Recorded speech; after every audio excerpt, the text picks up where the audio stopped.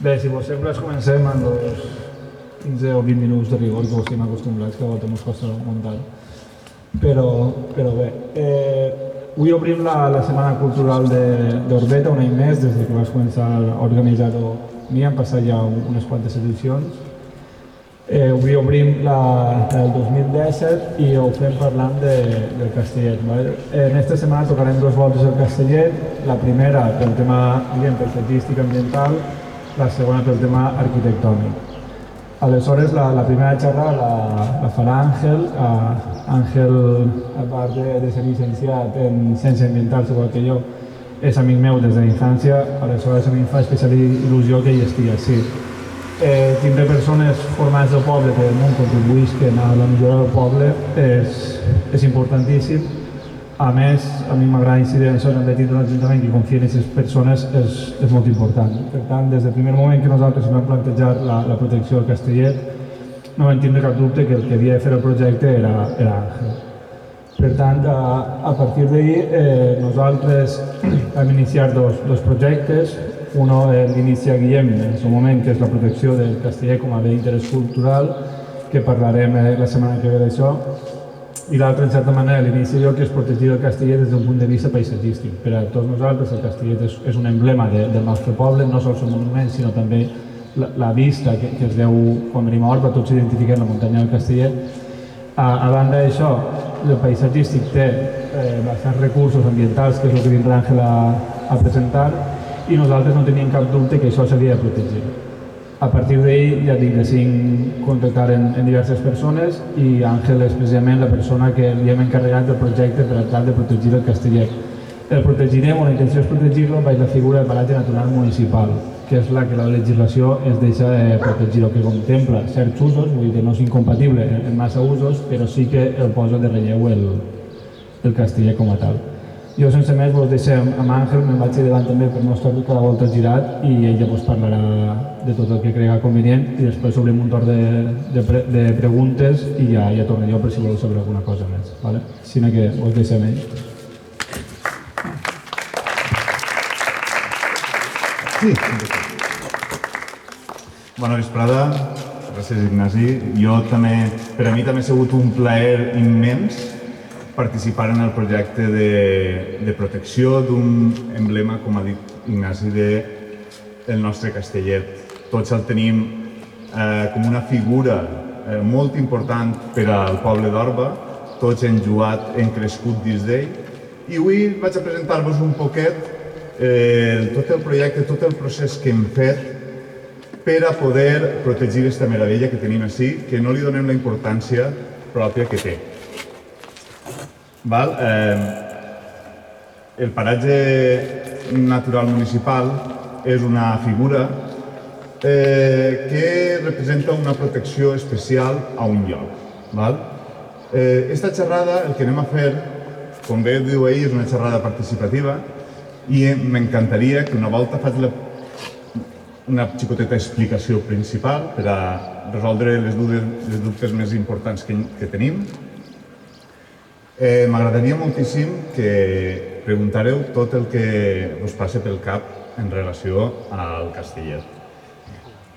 Anem a respondre 4 preguntes importants, en principi, què és un paratge natural municipal? És una pregunta que anem a respondre. On estarà situat exactament? Per què l'hem de protegir? Per què hem de protegir aquesta zona? I quins beneficis treu Orba de protegir el Castellet? És algo també molt important que hem de tindre en compte.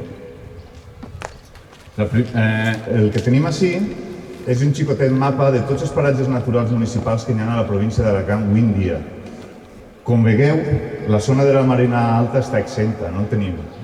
Tenim a Castell de Castells un xicotet paratge natural municipal, però en la riquesa que té la Marina Alta no hi ha ningú representat, com podeu veure. La nostra idea és, òbviament, que tingui una representació en una zona tan important com és el Castellet. Bé, la primera pregunta, què és un paratge natural municipal? Anem a explicar-ho conforme explica la llei dels paratges naturals Què és? Quina és la definició? Doncs bé, la definició de paratge natural municipal, segons el decret 15 del 2016 del 19 de febrer del Consell, ens diu que és un lloc bé d'un terme municipal o de diverses poblacions que decideixen per bé per els especials valors de la zona protegir-lo, ja siguin valors ecològics, valors geològics, valors culturals o paisatgístics. O bé atenent a que té uns potencials d'ús molt importants. Què vol dir això?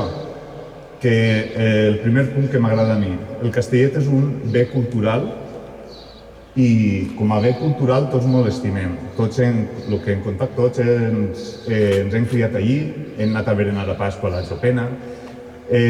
Quan tenim un rato que volem anar a la natura, on anem un rato al Castellet a passejar. Per a fer esport, on anem al Castellet a pegar una volta correguent.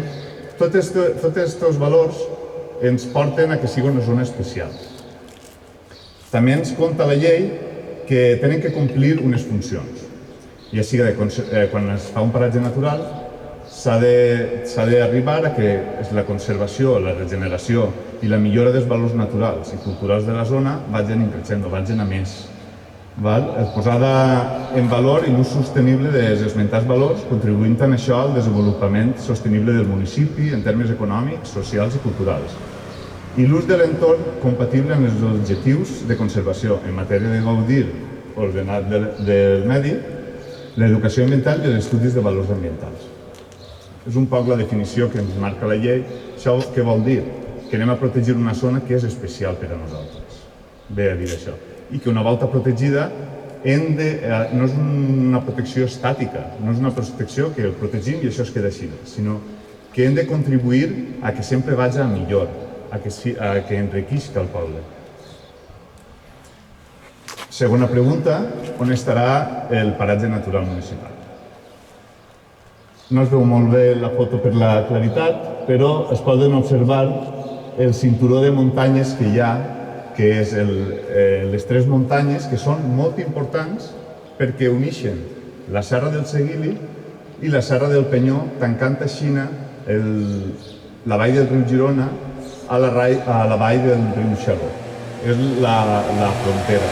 A més, és el capdavall del riu Girona i tanca la vall aquestes tres muntanyetes, que serien el Castellet, el Tossal del Port i la muntanya de la Plana. Hem decidit protegir aquestes tres muntanyes d'aquesta manera.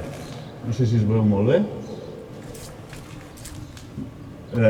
El que protegim així, com es veu, són les tres muntanyes més la zona dels terrerets i la zona dels benitjans que hi ha d'enfront, que és el Pla del Castellet, que podríem dir. Aquestes zones són les que entraran dins del paratge natural municipal. El Castellet, el Tossal del Port i la muntanya de la Plana. Ara vaig a posar-vos un plano vist des de dalt on podré explicar-vos exactament per on passarà, per a que sapigueu exactament per on té que passar el paratge natural. Així es veu el plànol, vos l'explico un poquet. Es comença en el nord, en la fita de terme de la Guar i Orba, per la carretera 721. Continua un poquet fins a arribar a la 718, al CV 718, i veieu que hi ha un xicotet mos que queda excluït. Resulta que hem decidit tota la part urbanitzable, tot el que sigui terreny urbanitzable, excluir-lo del paratge natural municipal. Aquest tros pertany a la urbanització de la Plana i és urbanitzable, per tant es quedarà fora del paratge natural municipal. Correrà la parcel·la, anirà per la carretera que puja per la Plana, fins a arribar altra volta a la CV 718, on la recorrerà fins un poquet abans de la rotonda de l'entrada del poble que ve de la Guar. Per ahir passa el mateix perquè a la part de dalt d'un desvio tenim una altra zona urbanitzable, una llengua, que veiem que es queda fora també. Després continua la carretera fins a la fita de terme en Mugla. De la carretera fins a la fita de terme tot serà paratge natural municipal. Es veu clarament com ho podem veure així. Hem decidit deixar les zones urbanitzables fora perquè era un problema afegit, i tota la zona que hi ha ja està declarada zona no urbanitzable, a més té un rang de protecció forestal, tota la zona forestal del Castellet. La pròxima pregunta que ens hem de fer, i per a mi la més important, per què hem de protegir aquesta localització? He separat en dos grans blocs per què ho hem de protegir. La primera és els valors que tenim i la segona, els impactes que pot rebre. Els valors que té el Castellet, que mereixen la pena guardar-los, són aquests 4 valors, que és els valors naturals, els culturals, els d'oci i els econòmics. Com a valor natural, dir-vos que el Castellet és una zona realment diversa. M'ha sorprès, jo anava en altres expectatives i m'ha sorprès gratament. En un xicotet estudi de la flora del Castellet que he fet durant pocs dies, he catalogat més de 400 espècies de plantes al Castellet. De totes elles, una endèmica. Tenim més plantes al Castellet autòctones que un país com Alemanya. És una barbaritat. Si es fera un estudi a fons del Castellet, de la flora del Castellet, jo trobo que arribarien al millar d'espècies. Que el millar d'espècies de la Merina Alta només ho tenen la vall de Gallinera i el Montgó. Ja no té ningú més. Per què tenim tantes espècies allí? Per el clima que té el Castellet. El clima que té el Castellet resulta que té una llengua que és única. Només està aquesta llengua de clima, el que us he dit, a la vall de Gallinera i al Castellet, que es diu que és un clima subhumit. Que té això, que els boscos de carrasca evolucionen a boscos de fleixos valencians. És el que tenim al Castellet i podem trobar avui en dia.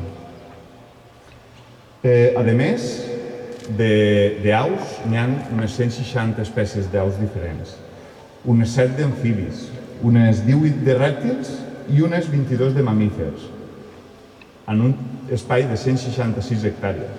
És una barbaritat, ja ho dic de veritat. Només en aquest motiu per a mi ja és suficient per protegir-lo. Així a les fotos podem veure 4 espècies que són rares a tot el territori valencià i que es poden trobar al Castellet. La segona és la més important, la Linaria orbensis, única endèmica d'Orba. La de l'altre costat no es veu molt bé, però és el ciprer de Cartagena, on s'ha pogut naturalitzar i es reprodueix tots els anys. Tenim noves plantons que ixen del Castellet, d'una planta que pràcticament s'ha extingit de tota Europa. L'últim és el roure valencià, que hi ha una xicoteta població d'unes reforestacions que es van fer als anys 80. I la primera l'he deixada per l'últim perquè és una orquídia que l'he catalogada jo de fer el treball últim al Castellet. Només es sabia que existia aquesta orquídia a Xàbia. I fent l'estudi l'han trobat una població ben gran al Castellet. Ja està donada d'alta, ja està oficial i tenim aquesta riquesa. I és fent un xicotet estudi. Si es fera uno gros seria una meravella. Seguim. Un altre valor natural que trobem són els hàbitats d'interès comunitari. Els hàbitats d'interès comunitari són uns hàbitats que la Unió Europea diu que són escassos i importants. N'hi ha parcs naturals, n'hi ha paratges naturals municipals que s'han declarat per tindre'n 2. Nosaltres en tenim 16 diferents al Castellet. 16. Els més importants són les tatxes que veieu ací, on tots pensem que només n'hi ha bosc de pinar. El bosc de pinar és les tatxes roges que es veuen, que és una gran extensió. Però la zona verda és un bosc de fleixos valencians, que és molt rara a aquesta zona. També tenim la zona agrícola, que molta gent pensa que quan protegeixes alguna cosa, desprotegeixes la variant agrícola, i no és així, n'hi ha que potenciar també la variant agrícola tradicional. Això ja vindrà d'una altra mà. Dins d'aquests 16 hàbitats d'interès que tenim, 5 són de gran protecció, o sigui, són moltes cases i també estan al Castellet. Esta frangeta groga que tenim així representa l'aqüífer d'Orba, que ens dona aigua, i resulta que el Castellet també és el que abastís d'aigua a este aqüífer. Si contaminem el Castellet, després l'aigua que beguem serà el resultat contaminat. Per això també hi ha que protegir-lo, per evitar que hi hagi fosses, que hi hagi usos de virtuts descontrolats i que així podem tindre una gran qualitat d'aigua. Com bé ha dit, la pròxima xerrada també serà del Castellet, del bé interès cultural, que per a mi és algo excepcional també. El Castellet és una cosa molt important, unes ruïnes molt importants i s'ha de donar el valor que toca. També el valor d'oci. Així tenim totes les rutes de senderisme que passen per el Castellet. La rosa és la ruta Linari Orbensis, que vam fer fa uns anys per a veure la flora del Castellet. La negra és la ruta del Castellet, que hem fet tots 1000 voltes. La blava és la nova ruta de les fonts. I després, per dins, també passen la BTT i la Infern Train. Les tenim passant per ahí. Doneu-vos compte quin mapa d'oci tenim al Castellet, que també és algo molt interessant. Me volta dir els valors, ens falta dir el valor econòmic. Quin és el valor econòmic? Vull deixar-ho un poquet per al final, per a que veieu el que ens pot portar econòmicament al poble un paratge natural municipal. Quins impactes pot tindre el Castellet? Jo us he resumit en aquests 8 perquè trobo que són els més importants i els que més fàcilment he vist. La primera és la introducció d'espècies invasores. Resulta que el Castellet té, per mala sort, molta zona d'interfàs, moltes juntes que viuen grans nuclis urbans i en seguida ve la natura. O xalets o casetes que viuen al Castellet, tenen un gran jardí i al voltant ja està el bosc. Què passa amb això? Que som a voltes un poc inconscients com fem el nostre jardí. I ens deixem portar moltes voltes per la moda de les plantes, potser una planta que ve de Sud-àfrica, que és molt bonica, i la portem i la plantem al jardí. Què passa? Que quan tallem, i en tota la bona fe del món, jo no dic que ho fem malament, en tota la bona fe del món, les restes del jardí, diguem, això es fem per a la muntanya, ho tirem a la muntanya. Però resulta que les plantes es poden propagar a partir d'això fem, les plantes del jardí, i són molt cares d'erradicar després, molt cares i molt difícils. Tenim les piteres, al Castellet tenim totes les mimoses, la canya, els polps, l'ailant, mimoses, el miraguano, la flor maravilla, la lantana, la descàntia, la iuca, la figa palera, la figuera de l'infern i la cilindropúntia. La cilindropúntia ara, el Castellet patirà d'esta planta ara perquè hi ha una bona infestació. També trobem animals invasors al Castellet, aunque parega mentira, les xicotetes xarques temporals trobem el cranc de riu americà, n'hi ha hagut avistaments de ruí i, per últim, el gran amic de tots, el mosquit tigre. Les espècies invasores és un gran problema per a protegir una zona, perquè són invasores perquè són més fortes que les nostres i acaben conquistant el terreny de les altres plantes que tocaria allà. Un altre impacte seria l'erosió. M'agrada molt aquest punt perquè aquest gràfic que tenim així mostra l'erosió que hi hauria només en els paràmetres de vent, aigua i pendent de la zona. I com veiem així, és tot fosc. Fosc, encara que m'ho vegueu, vol dir que es perdrien més de 200 tonellades per hectàrea per any de sòl fèrtil, el que vol dir que el Castellet en poc de temps seria insostenible per a la vida. Però quan tenim un gran bosc, canvia aquesta posició. Pràcticament és admissible, de 0 a 50 tones a l'any, això és una meravella per a la zona que estem, i l'únic trosset que es veu un poquet alt són les zones agràries per al roturament de les terres. Quan tu rotures o llaures, tens una pèrdua de sol associada, per això hi ha més coloret. Però la zona del bosc, com podeu veure, és realment increïble que hagi passat de molt alt a admissible. Una altra qualitat és la conservació, la qualitat que té un sòl. La qualitat d'un sòl és les característiques que té un sòl per a suportar la vida i els impactes. Lo rica que és la terra, lo bona que és la terra perquè isquen les plantes. Si ixen les plantes, ixen després els animals i tot va bé. Doncs resulta que és mitja alta, la que tenim al castell. Tenim una bona terra, gràcies al bosc també. El problemeta que tenim, el risc d'incendis, sí que és molt greu. El risc d'incendis, per la pendent, per el tipus d'arbre que encara domina, és molt greu, com podem veure. Però tenim la gran sort que el Castellet està brotant el nou bosc d'arbres que resisteixen el foc, com les carrasques i els gentiscles. I tenen una gran altura allà, tenen una corça ja prou dura i en cas d'incendi tindrien la possibilitat de repoblar-se, de rebrotar fàcilment i no es perguera tant el bosc del Castellet, que poguera aguantar prou la terra. Un altre problema que hem sentit tots és la desertificació.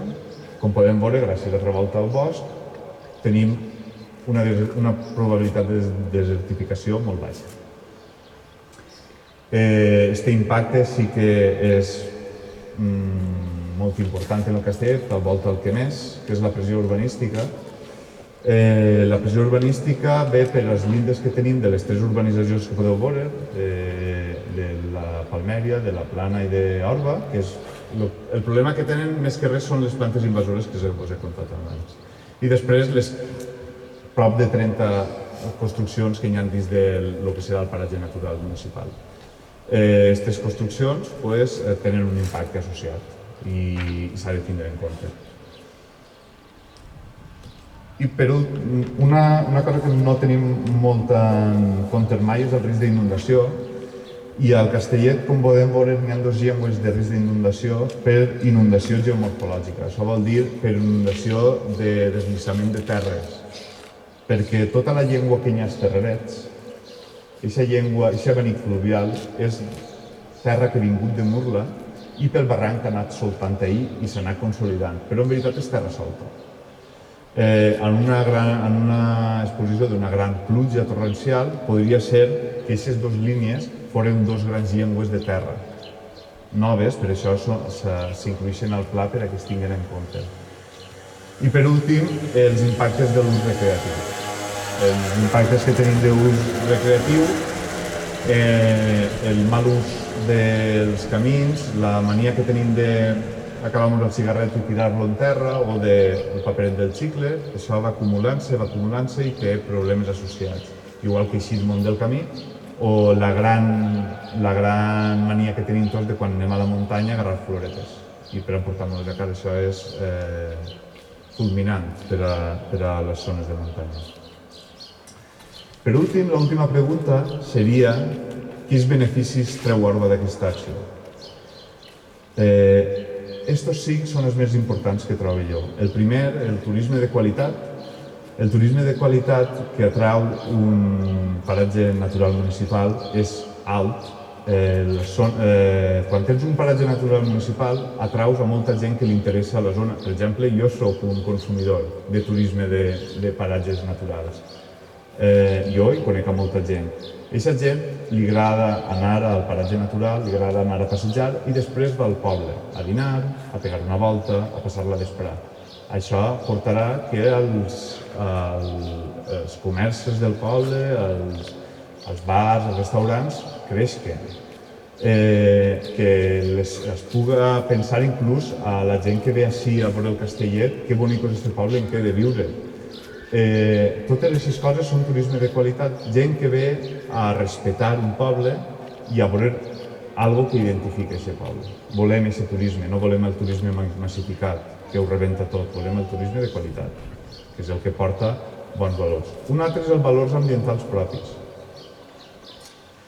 Els valors ambientals propis és el que donarem als nostres fills. Els nostres fills tindran una zona a protegir que la voldran moltíssim, que tindran inculcat com es deu de cuidar, tindran les seves pròpies idees i creixerà. I aquests valors que els repassem als nostres fills, això no té preu. Això no té preu. Que vulguin ells al poble més que l'hem volgut nosaltres, això no té preu. Bons costums, tindre bons costums, saber com anar a la muntanya, com respectar-la, com tractar el poble, com respectar el poble. Si no tires basura a la muntanya, per què la tens que tirar al poble als carrers? Tot ve acompanyat. Nous llocs de treball.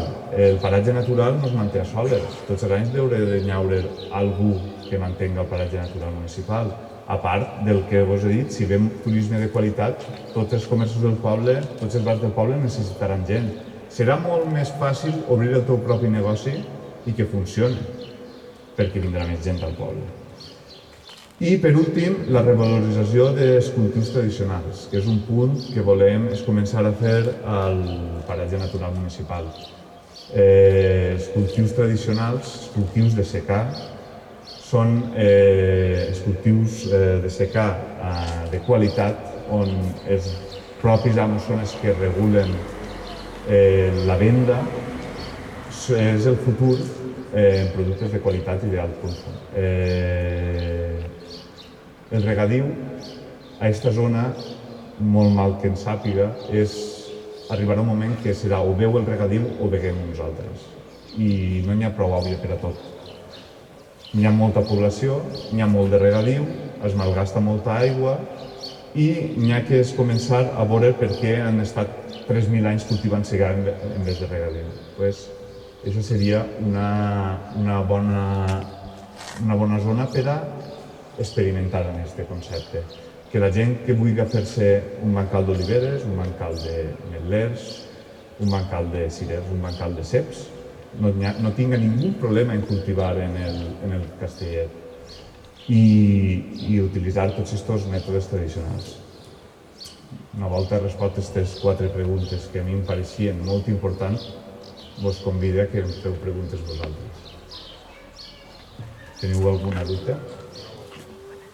Jo començaré pel final, perquè respecte a això de l'aigua, jo crec que és compatible tot el que has dit i el del regadiu i el dels humans. Per què? Perquè si tenim la precaució de tindre un creixement controlat i regulat i sabem on anem, que fins ara no ha passat malauradament, perquè s'han fet xalets, han envolgut els que han fet el negoci, perquè el poble no l'ha fet, doncs clar, si anem a aquest ritme faltarà aigua, evidentment, o serà per les plantes o serà per les persones. Però si tenim la precaució de tindre un creixement prou ordenat i regulat i a través del pla general que ara també està començant-se, jo crec que és compatible a nivell local. Una altra cosa és el que seria a nivell comarcal, perquè clar, posar-se d'acord tots els municipis per a que això siga igual en tots els pobles és el més difícil.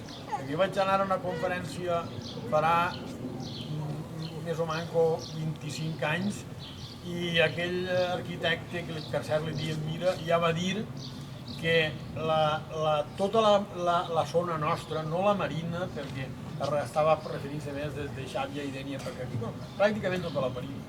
I arribarà un moment que serà com una macrociutat, com pugui ser Nova York, i es comença, i ho mires, que les carreteres i els camins obren la caseta, fan la caseta de Aperos de Labrança reconvertida en xalet i van omplint el que té accés fàcil.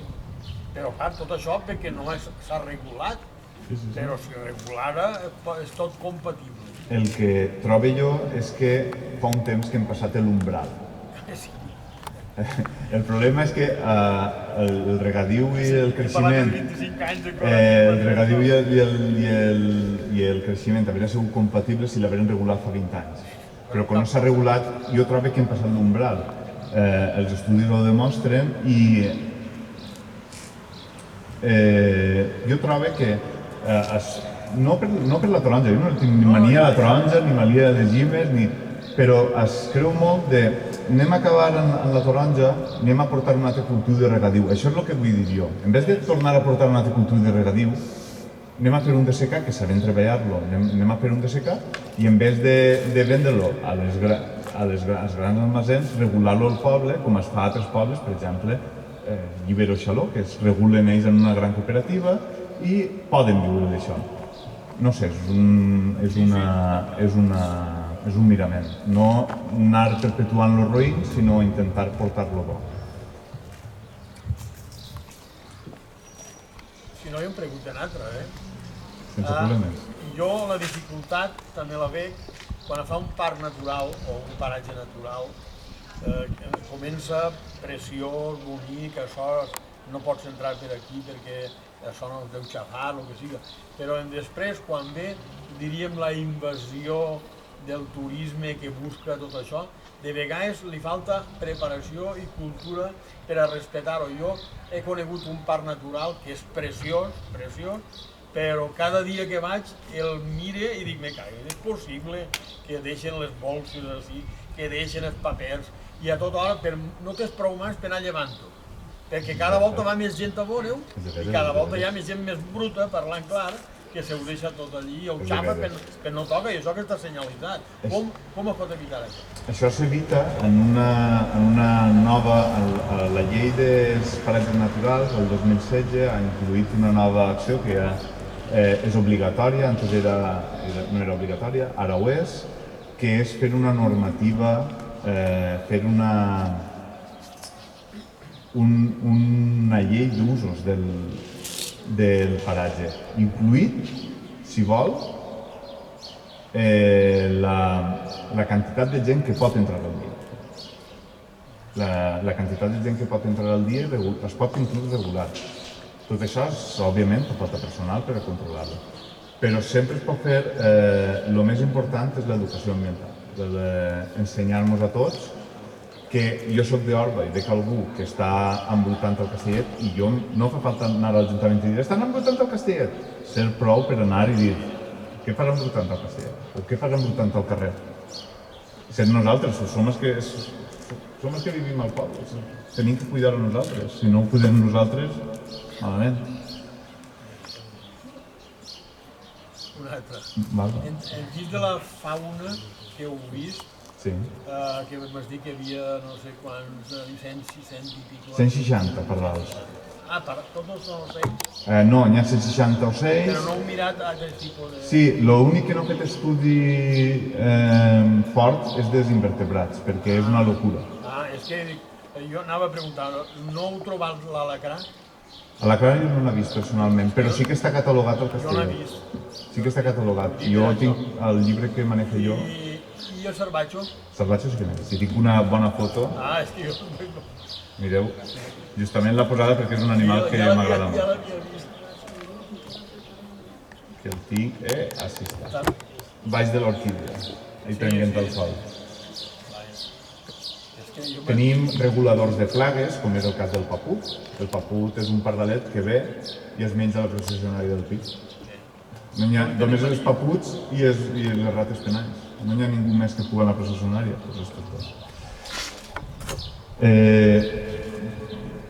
Podem dir, per exemple, els usos que volem regular al Castellet, per exemple, es seguirà permitint l'activitat cinegètica sempre i quan en un respecte que hi ha unes normes que es posaran, però es seguirà permitint l'activitat cinegètica al Castellet. És una pregunta que pensava que em faria algú, per això la comento. Una altra també, ara a la flora. La serva que existia antigament, molt en el Castellet, quan es crema rebrota? És una planta molt dura i si no rebrota de tronc, que es crema prou, les rels solen rebrotar. I també hi ha prou eixida de serves? Hi ha una zona que n'hi ha moltes, n'hi ha poc de 40 juntes. És una planta que a Siorba que ha existit sempre i caldria que la gent donar-la a conèixer perquè la plantara i que... És una... no té... els arbres, a mi m'agraden molt els arbres que han utilitzat els nostres iaios i els nostres bisabuelos, que han utilitzat per a la fruita, antes de que vingueren tota la fruita que va vindre d'Europa, d'Àsia, com les cérvols, els codonys, les sorolles, les nyespres, totes aquestes plantes, tots aquests arbres s'han perdut, però queden relíticament perdudes per les muntanyes. I és molt xulo anar caminant i trobar-te una sorollera salvatge o anar caminant i trobar-te una nyespra. És una cosa molt xula perquè és espècies que s'han perdut culturalment, són espècies molt importants culturalment. Ginebre també? N'hi ha molt. N'hi ha ginebre cado. Del comú no n'hi ha massa perquè no té massa altura al Castellet. Necessita un poquet més d'altura. Algú més? Alguna... Dime. M'assenya molt que no n'hi hagi cap teatre i paratge, amb tota la De què? pàgina alta, que no n'hi hagi cap teatre i paratge. És una locura. A Montgó, El Montgó és un parc natural. parc És superior. Però ningú poble ha tingut la iniciativa de dir vale, no puc fer un parc natural perquè és una cosa molt costosa, però sí que puc fer un paratge natural que el tinc que regular jo. El primer poble és Bàrbara. perquè som vosaltres que ho heu meritat. Sí, i jo estic encantat de la vida de que hagin tingut aquesta proposta des de l'Ajuntament i jo hagi pogut participar. Dime. Jo també volia comentar, el paratge este natural només toca el terme d'Orba? Sí. O toca el local? Jo trobo que tant Ignasi com jo pensem que si s'unira a Murla estaríem contentíssims per a protegir-lo tot. Perquè clar, si el municipi d'Orba té molt d'interès en crear aquest paratge natural, en cuidar-lo, en potenciar-lo, en mimar-lo, però els pobles que fiten, per lo que siga, pues, foren urbanitzacions o no tenen la cura que fa de falta, pues, pot perjudicar-lo. Per això trobem que si s'unirà els ajuntaments que envolten el paratge, nosaltres, jo, el primer que també tiraria una manera és el que farà falta. No, per contestar la meva pregunta és que potser les he de contestar jo o l'Ajuntament, més que Àngel, perquè sobrepassen un poc l'estudi que ha fet Àngel. Nosaltres l'aposta de l'Ajuntament en aquest sentit és que Orba ja estarà en massa. Que Orba ja estarà en massa a protegir el Castellet a nivell de Vic, Orba ja estarà en massa a protegir el Castellet a nivell de paratge. Per tant, tot el que estem fent sobre el Castellet, en certa manera, realment no hem parlat en Murla, però ho estem parlant en Murla. De fet, tant el Vic com el paratge natural municipal és el Castellet. Perquè no volem entrar en guerres de noms, si és el Castellet d'Orba o el Castellet de Murla, perquè això no sigui ningú impediment de cara al futur. Arribats així, l'estratègia és nosaltres anem fent per posar en valor, per protegir, etc. Però perquè això en un futur servisca perquè altres municipis veuen que no és ninguna cosa estranya, sinó que té els seus efectes positius i després en un futur es sumen. Però perquè ja hem vist que parlant mateix del tema del Vic hem estat pràcticament un any parlant en Murla fins que no ens hem posat en sèrio nosaltres i nosaltres vam contractar la redacció de l'estudi per a declarar el Castellet com a Vic, no vam veure que l'altre ajuntament reaccionava.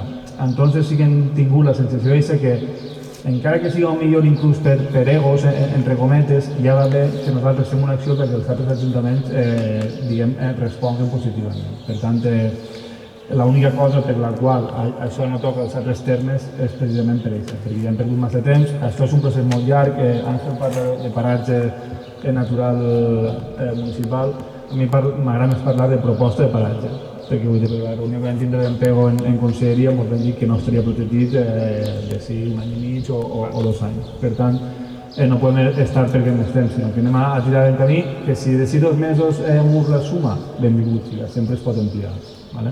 I el tema també, vist això, també el que comentava Àngel abans, el tema de lo que són parcel·les urbanitzables, no és una qüestió de voluntat o no és una qüestió de legislació. Actualment, la norma que regula els paratges naturals municipals no permet que aquelles àrees que són sol urbanitzable estiguin incloses dins del paratge o dins la proposta de paratge. Per tant, nosaltres hem pogut dir, doncs ens esperem, acabem de fer el pla general i una volta estigui el pla general clar ja fem el paratge natural municipal. No volem, en això tenim certa pressa i igual que que diem que en el pla general, però no volem que les urgències es marquen el camí. Per tant, la proposta és tirar el Castellet endavant, tirar el pla general endavant i a partir d'ahir, si una volta el pla general regula altres classificacions per al sòl, es farà una ampliació de l'àmbit del pla natural municipal i ja està. Després, el que comentava Teresa, la figura aquesta és municipal. N'hi ha altres coses o altres figures de protecció que són mateixa el Montgó, la Marjal, el Penyal de Sacs, són parcs naturals que sí que és competència autonòmica. Competència municipal estan els arcs de Castells i nosaltres encara no ho som, però estem en propostes d'aquest tipus. De totes maneres, també el que sempre es diu conselleria és que amb molts canvis de govern que hi ha hagut en molts municipis estan desbordats en temes de paratges naturals municipals i en temes de béns d'interès cultural.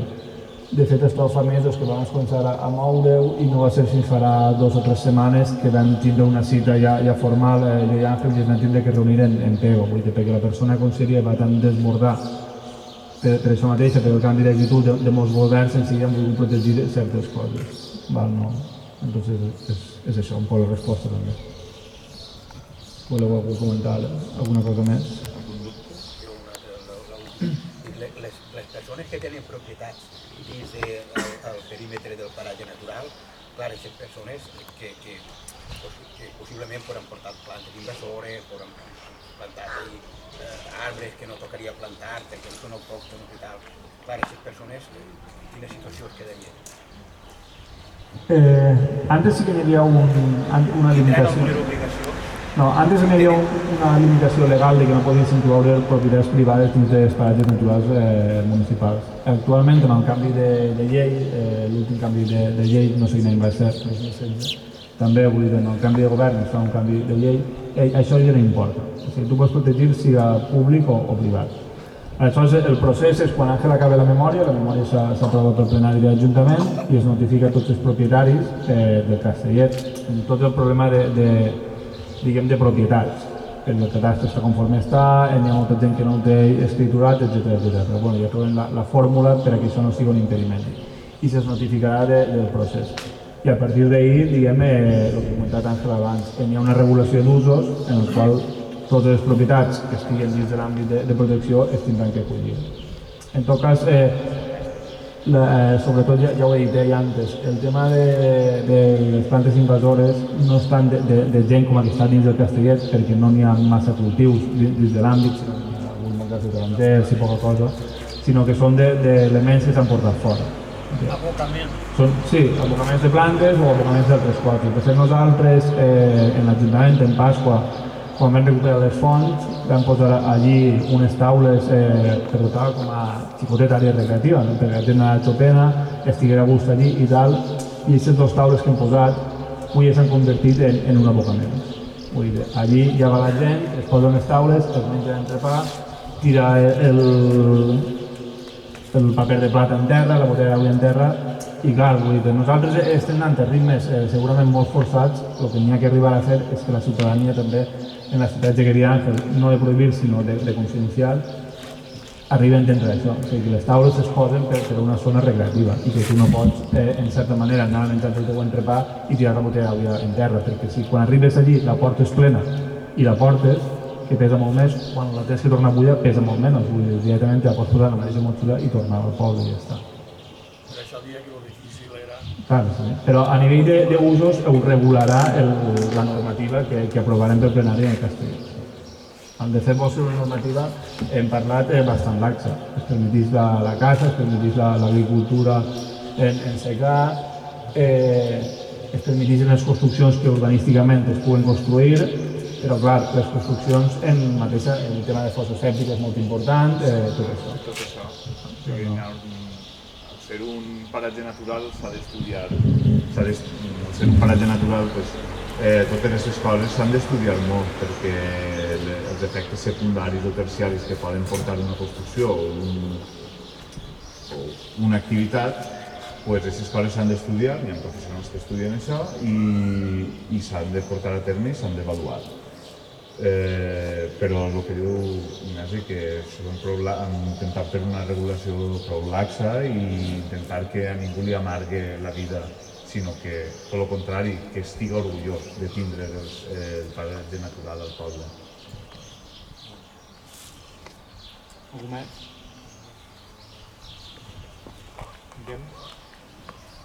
Molt bé.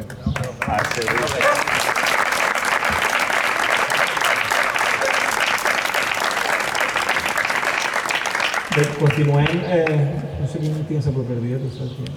El dissabte. El dissabte, en quin acte hi ha? La xerrada d'oficis i tradicions en extinció. Bueno, doncs continuem el dissabte en la Setmana Cultural, en la xerrada d'oficis i tradicions, i el diumenge en el concert del cor. Vale? Acabem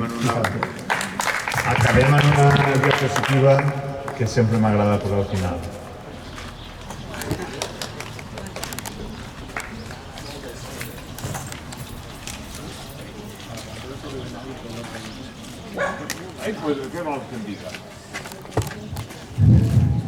Més em costa a mi de dir que tu de Però què t'inventes ara?